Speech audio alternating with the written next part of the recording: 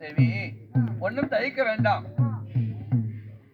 சமய தம்பிங்க வந்த உடனே சொத்தை பிரிச்சு கொடுத்தாங்க.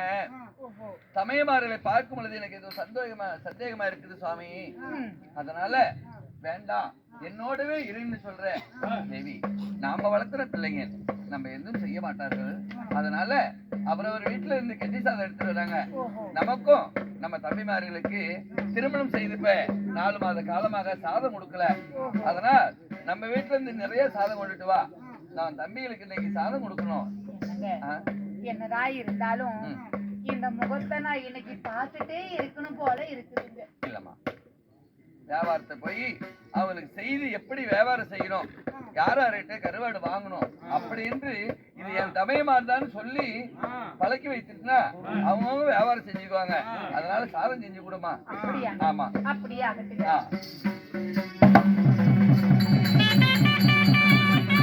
இது போல கட்டி சாதம் செய்ய சொல்லணும் மனைவி கிட்ட. ஆமா, புறப்பட்டு போகலாம்.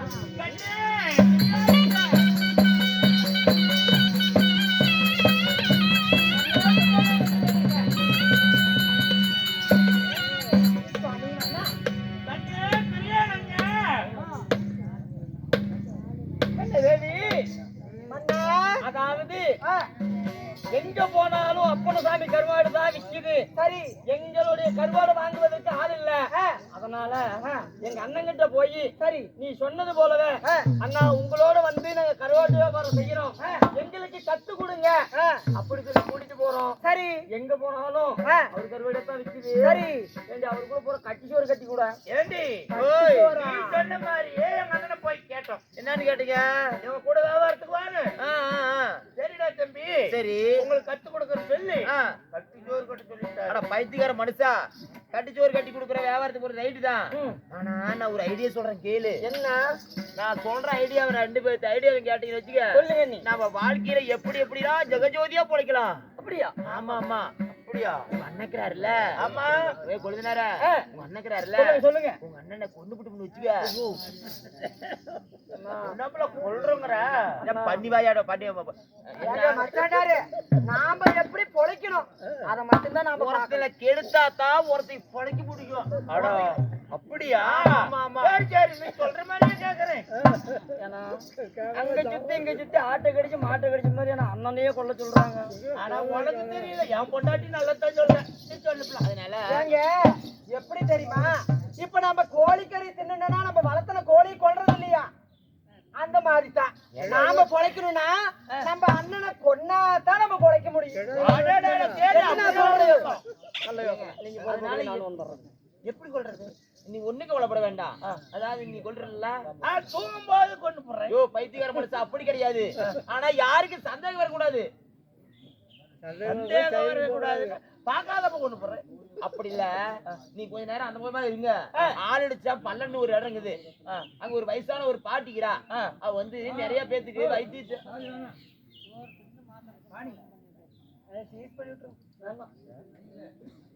அதனால நாங்க அதை ஏற்பாடு செய்யறோம். ஆள் அடிச்சா பல்லம் போய் வைத்தியம் வாங்கிட்டு வரீங்களா? மருந்து வாங்கிட்டு வரோம்.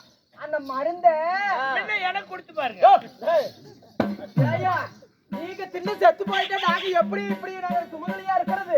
நாம பொழைக்கிறது எப்படின்னா, மருந்து என்ன தெரியுமா செய்யணும்?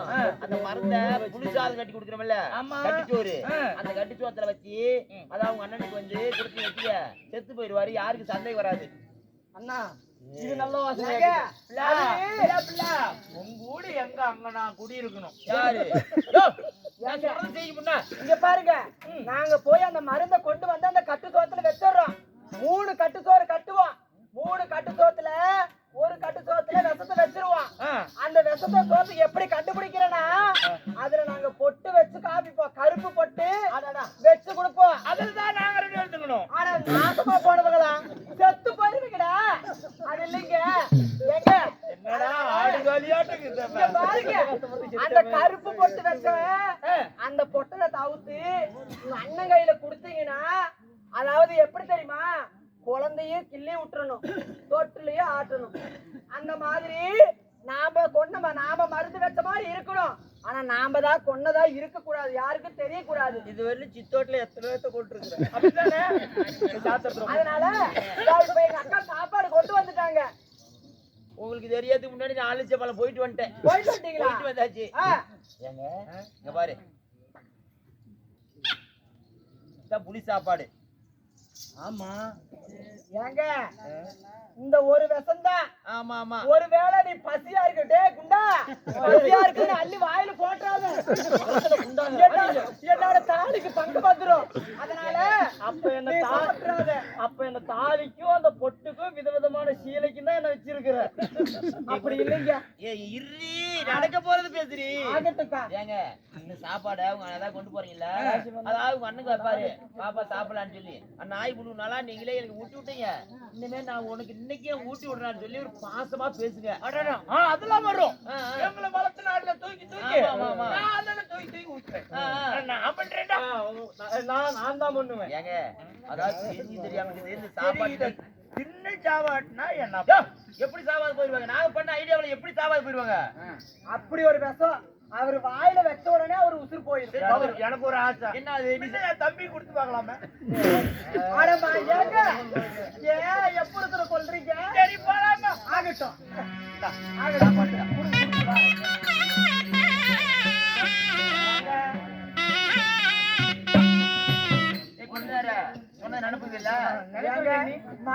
மறந்தும் நீங்க 2 பேரும் வாயில வச்சிடாதீங்க. உங்க அண்ணன் வாயில எடுத்து ஊட்டி விடுங்க. ஆசையா பாசமா பேசி உங்க அண்ணன் வாயில அண்ணன் செத்து போயிட்டானா எந்த வீதிக்கு போனாலும், அதாவது வந்து எல்லா வியாபாரமும் வந்து நம்மளுக்கு தான் சொத்து, நமக்கு சேருமா? ஆமா, வியாபாரம் பிச்சுட்டு ஓடும். ஆமா, இப்ப எங்க போனாலும் அப்பன்னு சொல்றாங்கல்ல. ஆமா, இப்ப நாளைக்கு நாம அவரு செத்துட்டாருன்னா இப்ப நாம எங்க வேணா எல்லா பக்கம் நாம போய் கருவாடை வித்து நாம பணக்கார ஆயிடலாம். ஆமா, நம்ம பொழைச்சுக்கலாம். அவங்க அனுப்பி சீக்கிரமா கொண்டு போட்டு சீக்கிரம் ஓடி.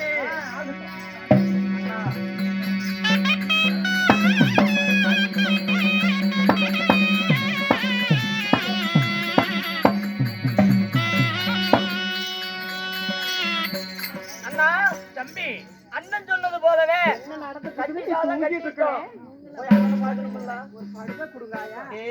அண்ணா, ஆனா திரும்பி போற சாவலே பார்க்கலாம்.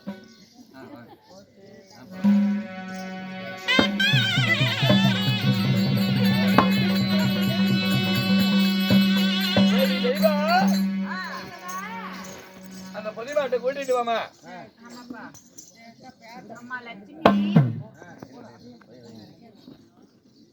என்னங்க நம்ம லட்சுமிக்கு தவிடு புண்ணாக்கு போட்டு நல்லா வயிறு நம்ப தண்ணி காட்டி தட்டு புல்லு தீவனம் போட்டு நல்லா வயிறு நம்ப அனுப்பி இருக்கிறேங்க. நீங்களும் சரி, நான் பிறந்த நாள் முதலாக என் தந்தையார் கொடுத்துட்டு போன பொதிமாடு என்னை விட்டு பொதிமாடு பிரிஞ்சதில்லை, பொதிமாட்டை விட்டு நான் பிரிஞ்சதில்லை. வியாபாரத்தையும் போனா இந்த பொதிமாட்டோடு தானே போவேன். அதனால பொதிமாட்டை கூட்டிட்டு இதோ தம்பிமார கூட்டிட்டு நான் வியாபாரத்துக்கு போயிட்டு வரேன். தம்பி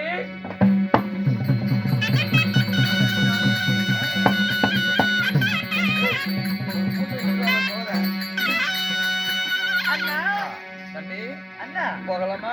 போகலாம், வியாபாரத்துக்கு போலாம்ல.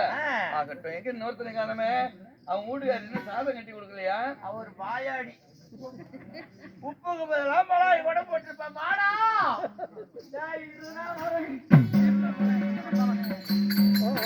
போகலாமாப்பா? போகலாமா? ஆகட்டும்.